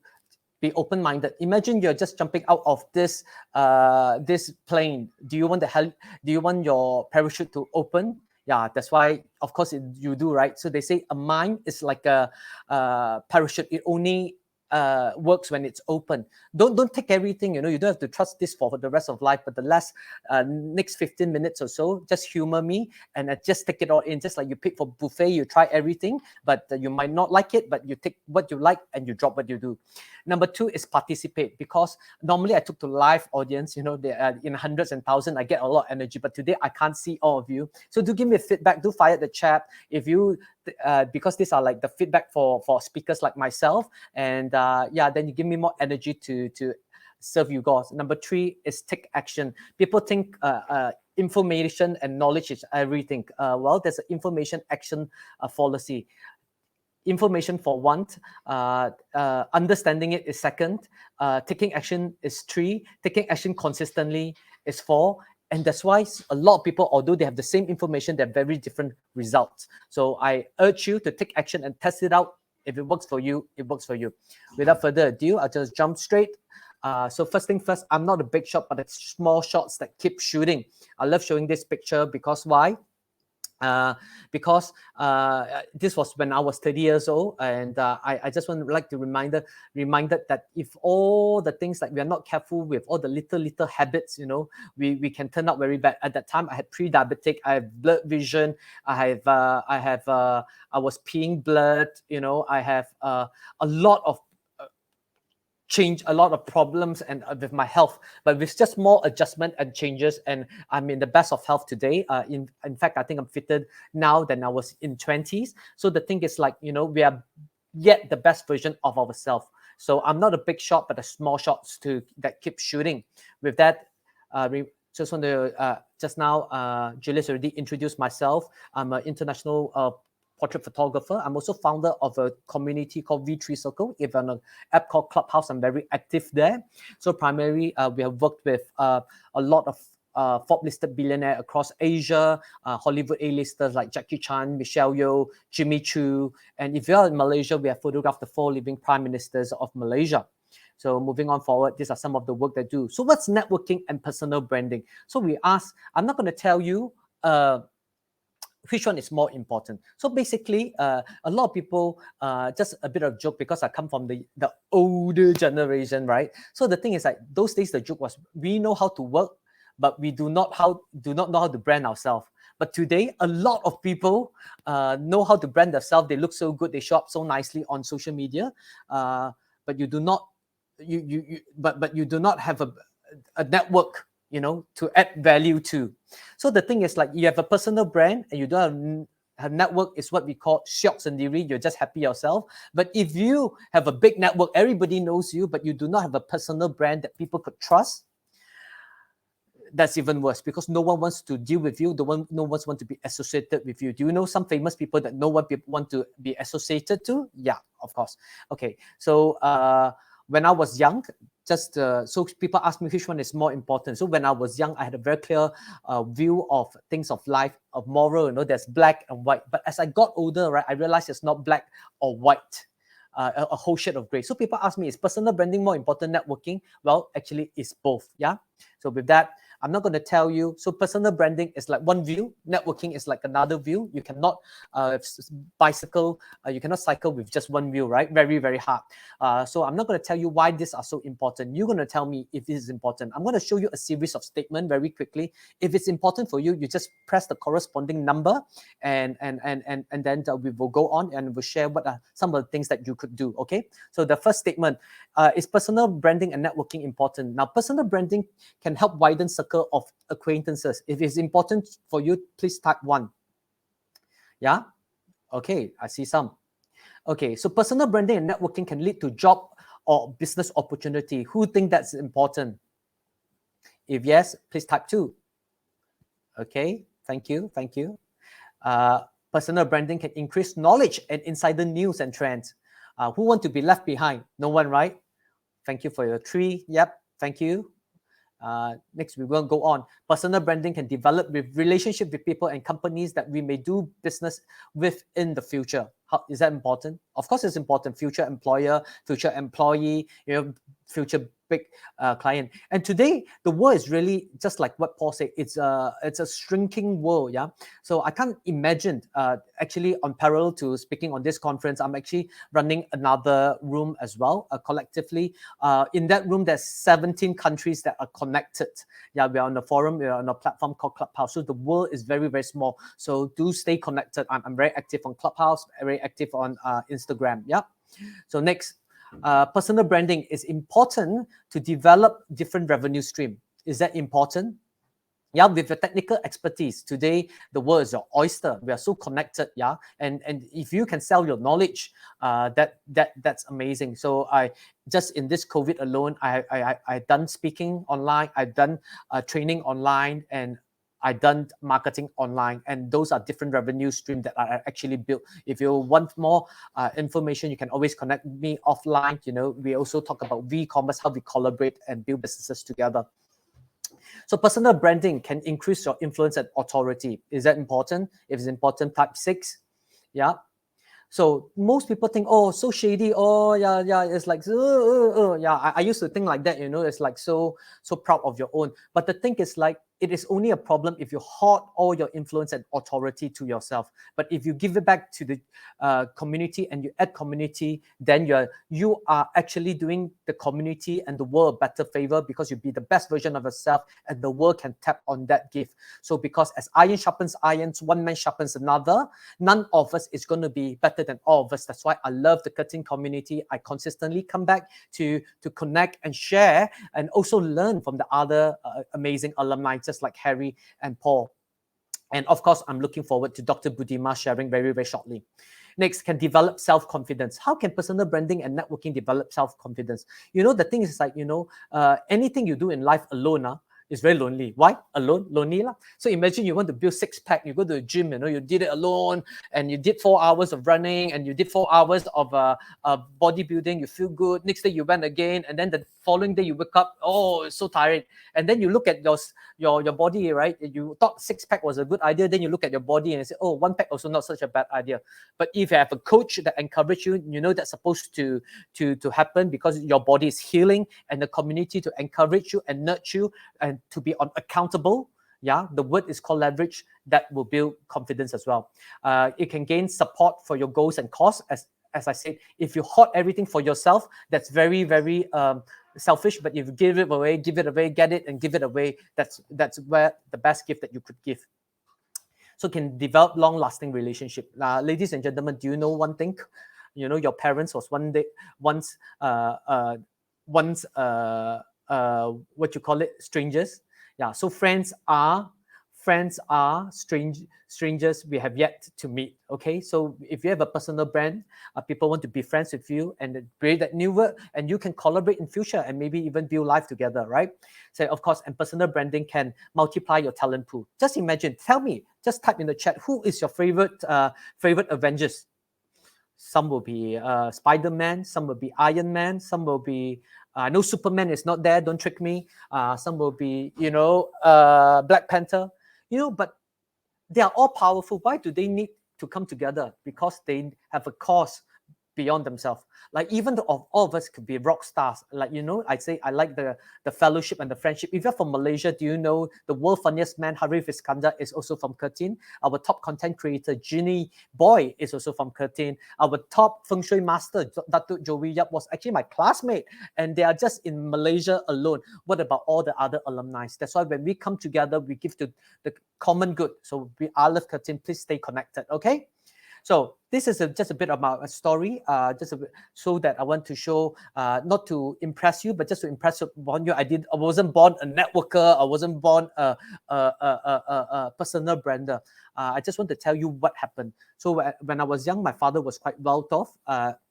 And unfortunately, at 14, he lost everything. As a result of that, I couldn't. As a result of that, I learned money is not everything, but not having money cannot. But through two very benevolent and charitable gentlemen and lady, I finished my studies. And frankly, I said I overloaded 7 units in the last semester. If I didn't do that, right, I would not have money to graduate from Curtin, because that was the peak of Asia financial crisis. I think some of the older folks here will remember. And long story short, after that, I started my first job. I was headhunted by a very renowned educationist. Long story short, he gave me a car, he gave me a go-kart and a phone, and about 200 staff I'm sort of like a gatekeeper. So I was very ego and puffed up. But after 2 years, I got kind of burned out. I got a burnout and wanted to pursue a photography career. And that's when, through my network, which is my best friend's dad from high school, introduced me. I wanted to start a photography studio, and this is 20 years ago. He introduced me to one mentor. He recommended me to another mentor. And this mentor, the first day I work, from having car, credit card, and everything, right? What's my first task? My first task was actually to wash toilets. You felt so, you say, Curtin, all the way Australia, come back, need to wash toilet. So the thing is like, remember this, guys. I just want to share with this story. In life, people think the good things never end, but it does.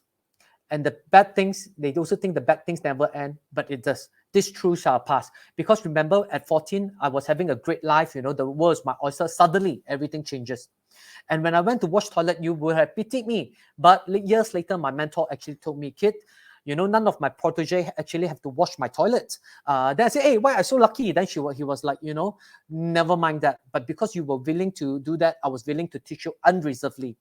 So the thing is, like, my friends, good times will end, bad times will end. What matters most is our courage to put our left foot in front of our right foot and to keep on going, keep on going, keep on going. Okay. So later on, my screen share, please. Yeah, so these are some later on when I built my career very quickly, and these are some of the work that I've done. British Tops model Jimmy Choo and Jackie Chan. These are some of the accolades I've gotten. Now, this is a slide just to show you. When you have influence and authority, you don't hoard it yourself.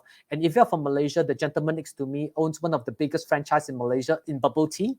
It's called Tea Life, and there's Miss Malaysia and other entrepreneurs, and we were doing a nation building project. So this is what happens when you have networking and also the personal branding. You can contribute to a bigger good.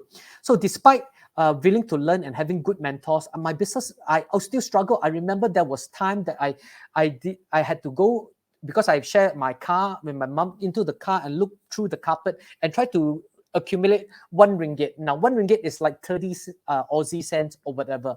And I have to buy this nasi lemak bungkus. I think most of us, this nasi lemak bungkus, and I have to share it with my mom for a prolonged period. What changed? What changed was later on, I did something, what we call personal branding and networking. Now I only know it from a hindsight, because at that time, these two things was not even invented yet, but now we know what it is called. So of course, a personal brand has allowed me to partner with big brands like Sony, Western Digital, Standard Chartered, and HTC. That year, Iron Man, Robert Downey Jr. was the global ambassador. So I was proud to be the Malaysian celebrity to launch that phone. So of course, we do talks like Youth Summit and empower others. So this is like the Citibank's chairman of the Southeast Asia and all. So we come together to give it away, give it away, give it away. So what are the three things? I won't. So how do you start? You Google yourself, see how are you showing up, because the branding process is know, like, trust. If people do not know you, they're not going to like you. If they do not like you, they're not going to trust you. Okay, so start Google yourself, see whether you are showing up or not, and you're showing the right places. And the thing that is showing up, is it relevant? Does it show you actively? Don't be too negative. The only thing that you should be negative about is your COVID results. Other than that, please be positive. Okay, so moving on forward. So 3 principles to quickly take away. So give without remembering, result without forgetting. Now, some people ask me, how do I get to meet the Prime Minister of Malaysia? I think I don't have time for any other stories. But there was one day while I was gaining traction after 2 years of my career, I went to this function. I saw this little, this gentleman. He was quite old and he's quite frail. He has this little camera, a very old camera, and it was like from a wartime. He was taking picture, and the strap there has kind of like a plastic, sort of like a stapler. So I just wanted to offer a friendship. I say, hello, uncle, how are you? My name is Kit. He looked at me very puzzled, and he looked at me and said, you want to know me? I said, yeah, if you don't mind, I'm a photographer. Actually, I was trying to help him to see whether I could be of any value to him. And we chatted, and then later he gave me his card. I look at the card, and it's like, he's actually, now I know a lot of insurance agents today do a lot of big business, but this is in the early 2000s. So I at the time I was young and I'm a bit shallow. I look, I say, uncle is side hustling, maybe uncle is a bit struggling. So we parted ways, we have a good chat. 2 weeks later, he called me and said, hey kid, this is George. Do you remember me? I say, yeah, I remember you. I say, hey kid, I got a job for you. In my heart and in my head, in my head and in my heart. I say, uncle, you can keep it yourself, I think you need some job. He said, no. He said, young man, you listen to me. If you want this job, I think you're the right man for it. I'll say, okay. And then later, before I could say, you meet me in the High Court next Tuesday. I thought, wow, this gets stranger and stranger. But do you know who was the gentleman that he led me to meet?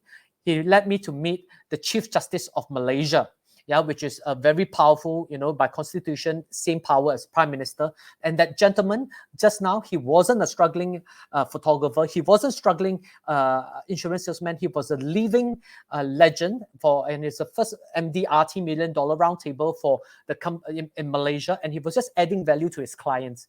And because of that, the Chief Justice, after about a few months later, hosted the son's wedding. In that wedding, there's the first time that I saw the king was there, 3 other sultans was there, the prime minister, deputy prime minister, and the future prime ministers was there. And that was the first time I met the prime ministers of Malaysia. And subsequently, I met him many times through my work as well. So, of course, I won't talk about this story. I think my time is almost up. And another thing is, I gave a talk at this youth conference for this young gentleman who invited me. Later on, he developed multiple unicorns and some of the biggest company like Groupon and Faith. I never knew he was going to grow. So today you want to invest in relationship, because by the time when people somebody that people think, hey, you go digger. No, but you build relationship over time. You look at this picture, there was the former YB, which I just connected with on Clubhouse today, and also the CEO of Sunway Education. One of the biggest education in Asia. And so the power of one connection is very important. A lot of people is stuck with the ego metrics. They want big numbers, but the thing is like quality can come from very little quantity. Just this lady that connected 20 years ago, very quickly, she was she was a hotel manager, and later she became a GM of Le Cordon Bleu, one of the biggest institutions, 120 years old, very prestigious worldwide. And because of that, we did this exhibition together in collaboration with them. And in this photo alone, there's about 600,000 eyeballs minimum because of the IG following. And of course, a lot of corporate company hosted us as well. And they give us a bigger footprint in Europe. And the thing is, like, a great relationship is not a rope that ties, but the many stitches to bind. So many people, when I post a photo of my friend who is CEO, one of the biggest company in Malaysia, they say, do you really know her? I say, well, what do you mean? Then she said, people think they go to a place and take some picture and then they become best of friends, but it's not. Just look at Dr. Elizabeth Lee, this is a photo of her, and over through the years, and the Raja Perempuan Besar of Perak, and you see different stages of life. So every day, we are even in like marriage, we are stitching our relationship together, or we are unstitching it. So we build relationship one at a time.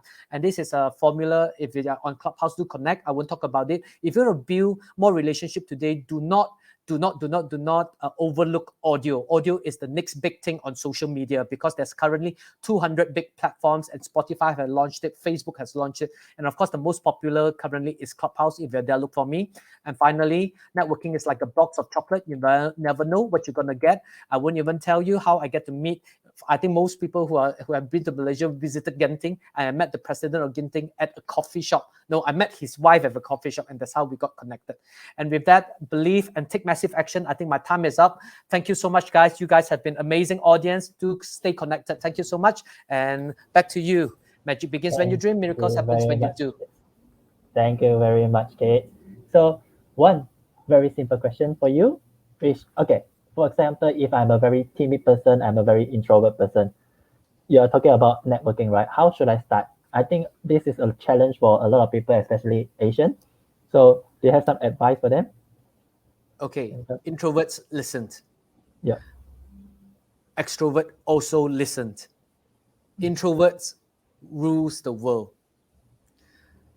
Think Mark Zuckerberg, Steve Jobs, Jeff Bezos, Elon Musk. They are all introverts. You guys got great ideas. It's just that you forgot to speak. And the thing, when people think about networking, I just want to leave this. I don't take any much more time. When people think about networking, they always think about the people they have yet to meet. But your network already exists. Your family is your network.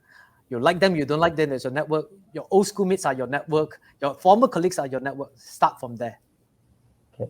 Thank you very much, Kate. This is Thank very you so much. insightful information for us. So, thank you. So next we have Dr. Budima. So let me give you guys a little bit of background about Dr. Budima. So she is an academic. So hi, Dr. Budima. So she is an academic, a researcher, and a journalist, and a scholar, and also a TEDx speaker. So she is one of the youngest PhD holder of South Asia who graduated at 24 years old when she get her PhD from University of Peradeniya in the field of cybersecurity. So she is also a proud alumni of Curtin Malaysia, Australia, and Sri Lanka Institute of Information Technology. She holds 10 years experience in her academic career, and also a decade in media as a presenter of Sri Lanka Rupawahini Corporations. So she is the former head of computer science at the School of Computing and Engineering and currently serves as head student life and engagement at the National Institute of Business Management. She was internationally recognized at the Top 50 Women's Award 2018 for her leadership excellence in information technology. She was also awarded the Youngest Charter Professional Fellows Manager at CIPM Award ceremony 2019. She served as a task force member of the policy formulations of the new education reform of Minister of Education of Sri Lanka. So there's so many achievements here. So yeah, it's really nice for us to have someone like her to talk to us today. So Dr. Budima, are you ready to present about your topic Yes. today? Okay, so Yes. I'll pass the stage to you. Thank you. Thank you so much, Julius, for that wonderful introduction indeed. Well, leadership is the capacity to translate vision into reality. Are you a leader? Ask this question from yourself. Am I a leader? Now, one would say, well, I've not thought about it. One might say, well, maybe I'm a leader. One might say, well, I'm the batch rep of the Curtin University batch that I'm studying in right now, and I am a leader, of course. My friends, ever since the day we've been gifted to this world, you and me, we've been leading our lives. Hence, we are all leaders. But the question is, are we leaders with a vision, a leader with a goal, a leader with a focus to achieve ourselves in life, to become greater human beings, to become greater people in life? Now, let me tell you a few steps and skills that you can inculcate in yourselves to become visionary leaders. Leaders with a vision, a leader with a focus, a goal, and an aim in life. Point number one, discover yourself. Now, you might ask me how to discover ourselves. Well, two things to be done. One, become a problem solver. Two, become a risk taker. Let me tell you a little bit about my story. It all started when I was 2.5 years old. I was a little kid and I was pushed to a school. Both my parents were very busy. Mom worked at Ministry of Higher Education of Sri Lanka, dad at Sri Lanka Customs Department, super busy parents. And no sooner they wanted to push me to a school as sooner as possible so that they can manage their work life as well. So there I entered school when I was only 2.5. Life was hectic, terrible, terrific. I started getting bullied big time in school. Now, if I ask this question from you, how many of you have got bullied in school, maybe in university? I think it relates to most of us. In some or the other way, we would have got bullied. Yes, but I've got bullied big time. Just imagine if you're locked up in the washroom for the rest of the time in school, and maybe if your lunch money is stolen, your lunch is stolen, your textbooks to your notebooks are all stolen. What sort of bullying is that? Life is difficult, hectic. All my peers were veiled to me. And there were difficulty in the peers handling the fact that the teachers were getting more closer to me and they were paying more attention to me in class. So this became worse. Grades passed, and there I come to grade 2, prize award ceremony, the annual prize award ceremony. I was seated right at the back, watching the prize award ceremony begin. My parents were not around. Why? Because I didn't have any prize or award or certificate in that prize giving. I was an average student trying my best to manage the grades with the marks that I can gain to just get myself promoted to the next grade, with the difficulties that I was going through, with the bullying that I was going through, coming back home each and every day and asking one thing from my mom: to homeschool me. That was the only thing I requested from her. So there I was seated right at the back, watching this prize award ceremony. Tears rolling down my cheeks, I was watching how certain kids' names were called up on stage. And then they rush to the stage and carry the certificates, the trophies, the class prizes, subject prizes, whatnot. And they come back home, give it to their parents, and their parents, they go say, yeah, that's my son, that's my daughter who is rushing to get those certificates. She did so well this year. And after the prize award ceremony, they get the opportunity to stay up for photographs and pictures and whatnot, acknowledgement, appreciation, recognition from the teachers, fellow classmates, principal, all of them. I was watching. Wow, what a lot of happiness is that kid, or rather those kids, are having in class, in school. And why am I being the only one who is creating the school, college, a hell and thinking that this is the worst place I can be in? Why can't I change? I was asking this question from myself. Now you might ask me, when you were in grade 2, did you really think so big? Yes, I did. Because with all of the bullying that I had been going through, life was not easy. With tears rolling down my cheeks, I was watching this scene and I was thinking to myself, Buddhima, you need to change. You need to change yourself for the betterment of your life. And I was determined that I was going to use education as the only weapon that's going to help myself to stand up with my ground. And I was really determined that education is going to be the only weapon that's going to help me take the next step forward in life without creating a worst case scenario out of my life in school and becoming the worst kid in the class. And there I go back home, determined, confident, and changed Buddhima. And there I was. I started taking my books and studying very well for the exam.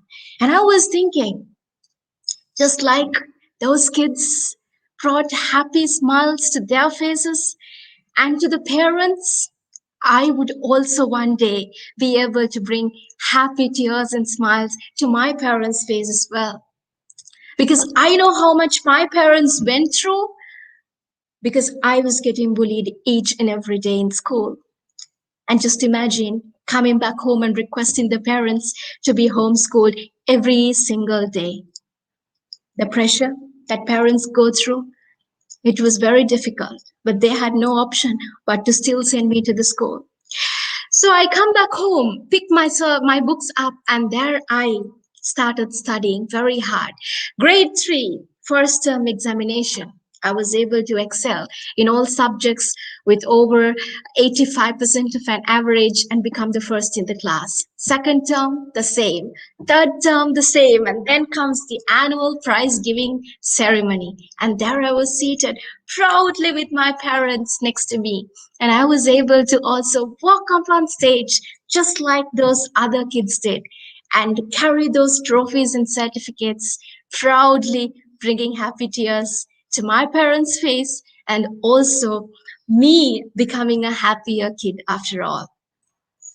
So friends, that day I realized that education was the only weapon that's going to help me transform myself to become a better leader in life. Discover yourself. Discover the true potential that lies within you, and only you can do it. We individuals, only we can do it. Become a problem solver. Always we will be coming through a lot of problems in life. But if we only keep worrying about those problems, there'll be 2 problems at the end of the day. Become a problem solver. Now let me tell you how I was a risk taker once. So there I was. I finished my ordinary level examination when I was 13 years old. When I was 15, I finished my advanced level examination. And there I was entering university when I was only 16. Life was not easy once again. And studying university modules at the age of 16 was a tough task. Certain modules were difficult. I still remember going and sitting at different other batch classes also to learn the same module twice to make sure that I get a better grade for my university modules. And then I come to Curtin University. Entering Curtin University was a fantastic experience. Modules that I had to learn and go through were quite different to what I learned at Sri Lanka Institute of Information Technology in my bachelor's. And the way the modules were taught were quite different. We had like 4 to 5 reference books to be referred, so many notes to be prepared, lot of material to be grasped. And I was thinking, wow, challenges make life interesting and meaningful. And we had a team who got together and we shared knowledge and our experiences. When one person learns one module in the best possible way, he or she comes and probably shares the knowledge amongst the other team members. We did a lot of past papers together every single day. After lectures, we stayed back and tried attempting past papers. A lot of things we did together to make sure that we move forward in getting our grades. That was back in Curtin University. So then coming back where I took a risk in life, I finished my undergraduate studies successfully when I was 19 with a double degree from Sri Lanka Institute of Information Technology and also Curtin University back then. And there I was joining Sri Lanka Institute of Information Technology as a lecturer. Now, joining university staff as a lecturer when I was only 20 years old was also a little bit of a challenge. Why? Because the students I had to teach were at least 5 to 6 years elder to me in the first batch that I got to teach. But then I started researching and I found that there are creative mechanisms that you can get your students engulfed in your lecture to make sure that you create an active-based platform for them, make it interactive. So I was researching a lot on how I can make sure that I become an example to these kids out there and tried my best to become a different lecturer. And there I was, becoming one of the lecturers who were loved by the faculty students. And it was becoming a better place for me to continue my teaching as a lecturer. However, when I was turning 21, I realized by the time I was 20 years, I started pursuing my PhD in computer science, specializing in security. And then I realized that I need to really make this decision in terms of converting my PhD from part-time to full-time to keep a record, to become the youngest PhD holder in South Asia. And it was a very, very difficult decision to make. I was very comfortable lecturing in the university. And, you know, in Sri Lanka, when it comes to a lady, there are certain traditions and cultures we go through in a cultural background that we are brought up with. It's like for a lady in Sri Lanka, there's a book that's written for us. We need to go to school, graduate, then we go to university, we graduate, we then enter, we get an appointment for a job, we settle down, then we are supposed to get married, have kids. So, you know, if not, there'll be 1,001 people who would question you to ask, oh, so you're not even getting married? You want to give up on your job? Why would you even want to do it? Seriously? You're only studying right now and you're not even doing a job? You left your job? So these are the questions people would ask you. Your neighbors will have 1,001 worries. Your relatives will have 1,001 worries. And life becomes very difficult.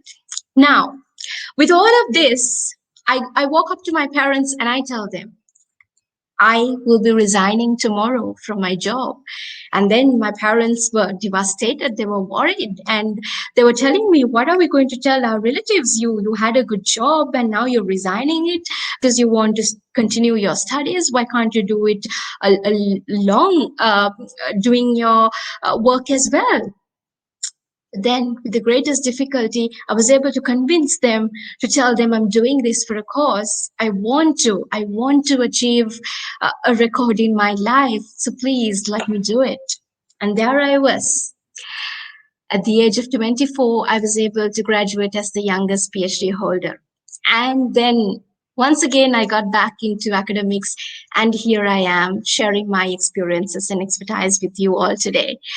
So, dear friends, discover yourself. To discover the true potential that lies within you, make sure that you become a problem solver. Do not only keep worrying about problems in life, because you own your life. You need to write the story of your life with your pen. The moment you let that pen flip, somebody else will pick it up and somebody else will start writing your story. It can be your neighbor. It can be the person who is sitting next to you. It can even be your grandma. Do you want to live the life of another person, or do you want to live the dream, the goal of your life? Talk to your heart. I truly believe that there are two important days to our life: the day we are gifted to this world and the day we find the meaning why, the purpose of our life. Have you found the purpose of your life? Are you living the purpose of your life? Well, I'm living the purpose of my life. The purpose of my life is to inspire, empower, and to give wings. And here I am doing it. For a lot of academic students, being an academic myself, talk to your heart. What is the purpose of your life? And live that purpose. Very important in your journey to become a visionary leader. Point number two. Now, point number one was discover yourself. Point number two is effective communication. Are you an effective communicator? How many times do we come across in our family, amongst our peers, subordinates at office? We go through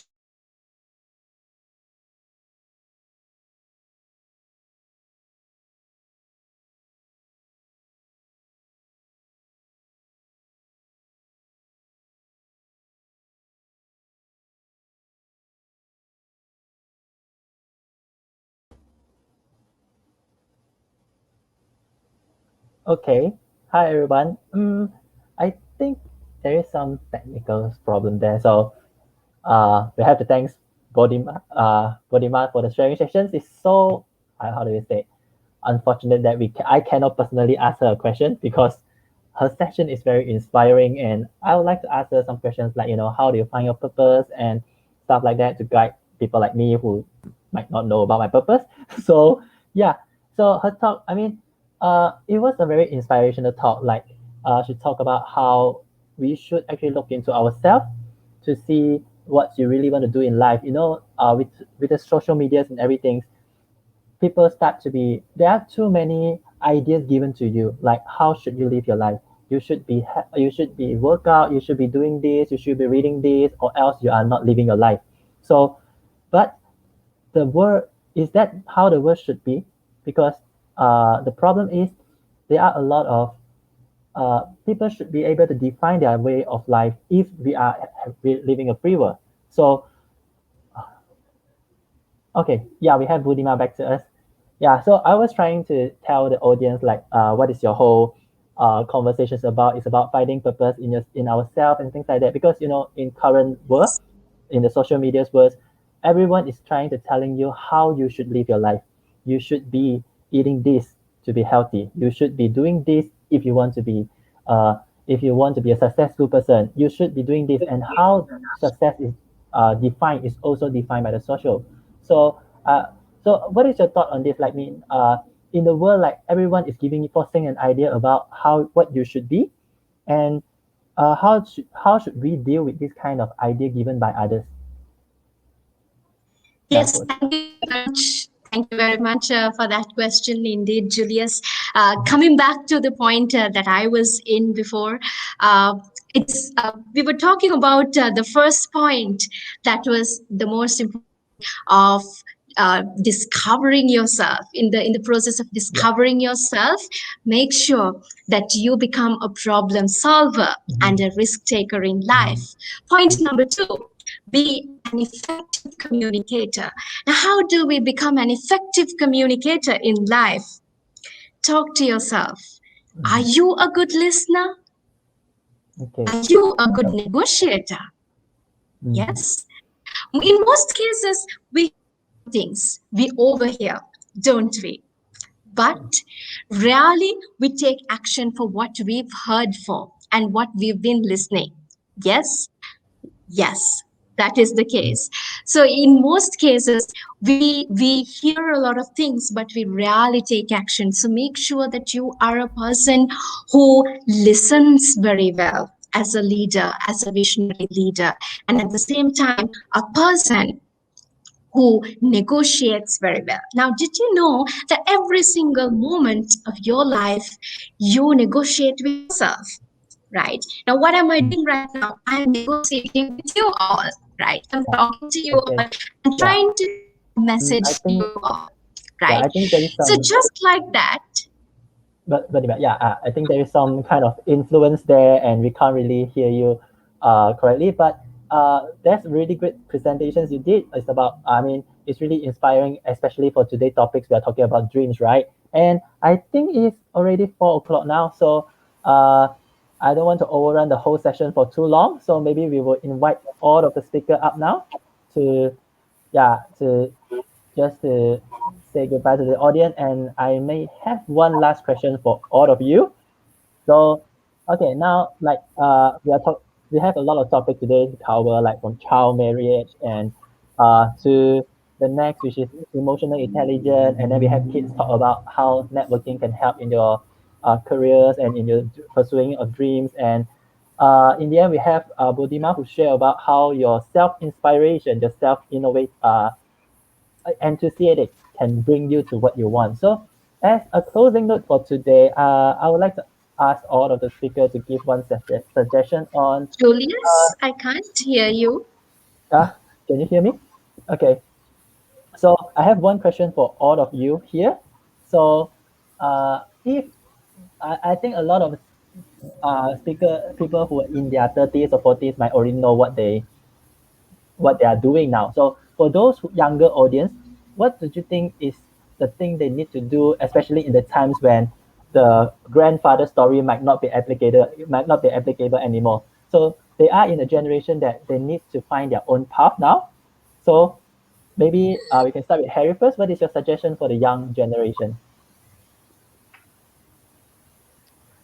Harry, you're mute. Harry, you're muting your mic. Oh yeah, thank you. Yeah, thank you, Julius. I think it is important to have our own voice. I think, yeah, we have our own voice, our own dream is, yeah, with child marriage, etc. I think we have to have our own voice to pursue our dreams and for the future. Have his own voice. Okay.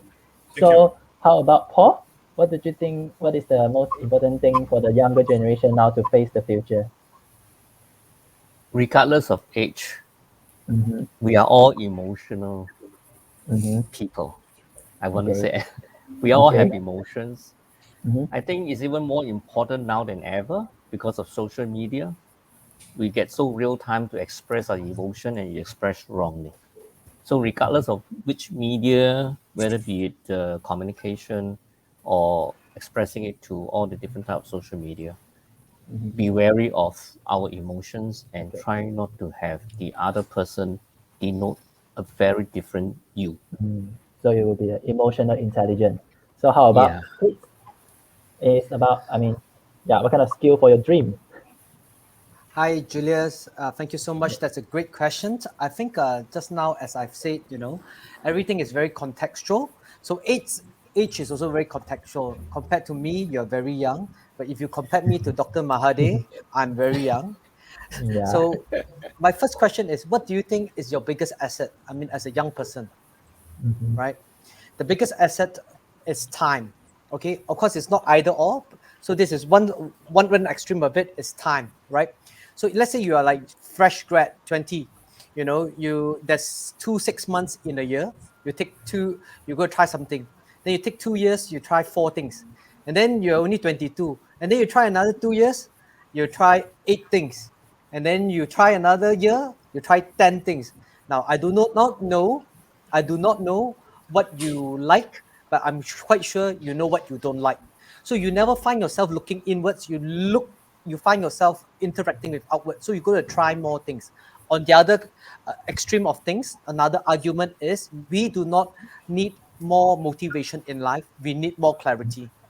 And Bruce Lee actually said it is the daily decrease that's more important in the daily increase. What are the non-essentials? But if those who want to get a bit of clarity, do DM me on Instagram. I have 2 videos done. It's not a funnel. You can go and do it on yourself. It's for people to help find their goals and gain a bit more clarity. Back to you, Julius. Thank you so much. Okay. Thank you very much for Kate. Thank you very much, Kate. So I think that's all for today. It's a really good session. Before you end, I think maybe Julius, you should answer that question too. What's your advice for the younger people? Because you relatively, then you're not, you're much older. Relatively. Okay. So if I really need to give, I think is really don't really listen to others. I mean, not like stubborning, but sometimes people need to believe in themselves. There are too many opinions out there about how you should behave, how you should talk. No matter how good you are, you will never be good enough. So I think believe in yourself is one of the most important things in current age, especially, social media, everyone can have an opinion on you and they don't need to be responsible for that. So I think that's one important skill every youngster and everyone have to learn now by not taking this kind of opinion personally. Yeah. Right. And welcome back, Budima. Awesome to see you back here. Question. Maybe Julius, you can ask the question again to Budima. Okay. So yeah, the question is very Sorry, simple. I think there was a signal issue on my end. Something happened. Yeah. Apologies no worries. for it. Yeah, the question is very simple. Just one skill that you think is most important for the youngster now to address the changing world. Yeah. Yes, I think I stopped from being an effective communicator, where you need to become a good listener and also a good negotiator in life. And the third and the final point that I wanted to highlight is emotional intelligence. One of the most important gems in my life that helps me take the next step forward in the corporate ladder is emotional intelligence. Do we really think from another's feet? Do we really think in another's perspective before we take a step in life in terms of communicating or maybe coming up with a decision that we are going to execute? So talk to your heart and see. These are the 3 most important jewels that I wanted to share with you all today in terms of being a visionary. Number 1, to discover yourself, to discover the true potential that lies within you, become a problem solver and a risk taker, and also become an effective communicator. How do we become an effective communicator? Become a good listener and also a good negotiator, because every single moment of our lives, we will be negotiating with ourselves to make a decision in our life for the betterment, to become a better human being and for ourselves as well as for the people around us. And at the same time, emotional intelligence. Think in another person's feet. Have empathy. When you take steps in the ladder of leadership to reach the pinnacle of success in life, because dreams can be achieved and accomplished in life if the right action is taken towards its achievement. And at the same time, always and always remember, in the journey of becoming a visionary leader, a leader with a focus, a leader with a goal, a leader with an aim in life, do not remember to discover the potential that lies within you, to become a good communicator, and at the same time, be a person who is respectable, have emotional intelligence. Those are important lessons that I would like to share with all of you that has helped me become who I am today. Back to you, Julius. Okay. So, yeah. So, Jane, do you want to talk? One last note before everyone leaves. Yeah, Sorry. that's a very fantastic sharing. So, one last note before everyone leaves is about the e-certificate of attendance. So, Jane, do you want to tell everyone about You how? guys want to have an e-certificate for participating in our webinar today. I hope that you guys will be able to go here, scan this, and then go get your certificate of attendance. So we need you to complete the attendance form. So scan the barcode to get an access to the link below, which is actually the registration link. And then once you give us your details on the registration link, we will be able to give you your certificate. So thank you guys so much for this fantastic session. I think we're pretty much on time, so that's pretty good. I do want to address one last thing though before you guys go. I think that you guys gave me fantastic sharing. Everyone follow your dreams, go take charge of your life. I like what Kit and Udima has mentioned, which is take action, which is very, very important. I especially liked Paul's, all his different things that he mentioned, that was very interesting. Emotional intelligence, how to deal with ourselves. And also the social issue that might actually stop others from pursuing their dream, which Harry says. Yeah. I think what Harry has mentioned is actually quite important. Harry, do you mind if you bring up your last slide, which you had previously? The last slide. Can you tell us what can we do to stop child marriages? I think this is very important. All of you guys, you have wife and kids and whoever who's around you, please educate them. Very, very important, right? And Harry, please do tell us, how do we stop child marriages? That's, I think, would be a good ending note for all of us. Yeah. Oh, sure. Thank you, Jane. Yeah. I will share.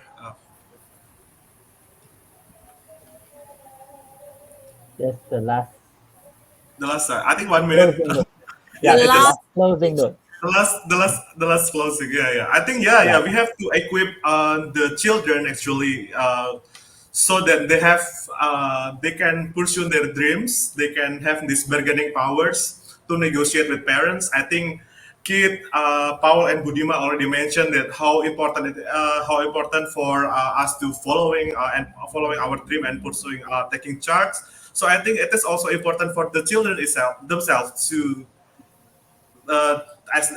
for them to pursue their dream also, and we can provide this comprehensive intervention for them. I think not only Indonesia but also around the world by developing this comprehensive intervention from individual level to policy level. I think it is still a long way to go, but I think we can support this fight against child marriage. I think that's all, Jane. Thank you. Thank you so much. And because most of you are fathers, I think Kit mentioned he has 3 kids, right? And Paul, do you have kids? Yes, one. Dr. Budima, do you have kids? My age? Not yet. Not yet. All right. I think for all of us, children are very precious. They're the new generation. One last word for all our viewers before we go. Harry, what do you want to say? Anything. Anything. Okay. Keep following your dream and taking charge.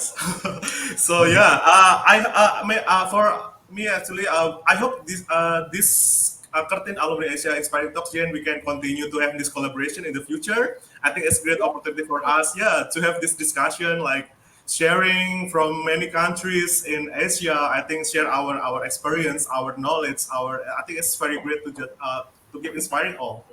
I think it will be the continuous project in the future. Thank you, Jane. Yes, thank you so much, Chwachi, for inspiring the first one. Hopefully, Singapore, Sri Lanka, maybe you can take on the third or the fourth one, right? Yes. Agree. Let's hear from Paul. What's your last ending words before we go? Parting words. Empower yourself. Don't let the current situation dampen your spirits. Right? Okay. We can do so much. There's a lot for us to do. Wow. Yep. Fantastic. And I think today's topic is very good because it talks about all the different aspects in the current situation. Mm-hmm. Yes, and we need to reimagine Asia in a post-pandemic world. Thank you so much, Paul. Without child marriage. Child marriage. Yeah. Without child marriage will be good. Oh, so passionate about that too. Kit, come, let's hear from you. Parting words. parting words. Thank you so much. I just want to thank the organizers for putting this together and all the speakers who's taken time. And I think my parting words is, none of us is going to be better than all of us together. And as iron sharpens irons, one man sharpens another. Most importantly, I talk about networking. There's also information and action policy. You could take it away as something that had entertained you, or we can actually work it together and grow together. So stay connected. And thank you so much. Back to you, Jane. Thank you so much. And you guys can follow Kit on Instagram. Go look him up, all right? Budima, come, what's your last parting words? Thank you so much, Kit. Yes, indeed. I'd like to suggest, just like what we are doing right now, trying to become role models for the rest of the university community, you also can do the same. Have a role model in life, because role models will help you take that very next step, provided you're going through a struggling and a difficult moment in life. Just like we are trying to share our insights and experiences with you all today to help you all grow. So at the same time, do not only stop having a role model for your life to take that very next step forward, but also become a role model to many more out there and share your experiences and share your insights and learnings, because it's very important that we share our insights for the betterment of the future generations to come. That's my last message for you all. Thank you so much, Budima. So thank you so much, Curtin Alumni Asia.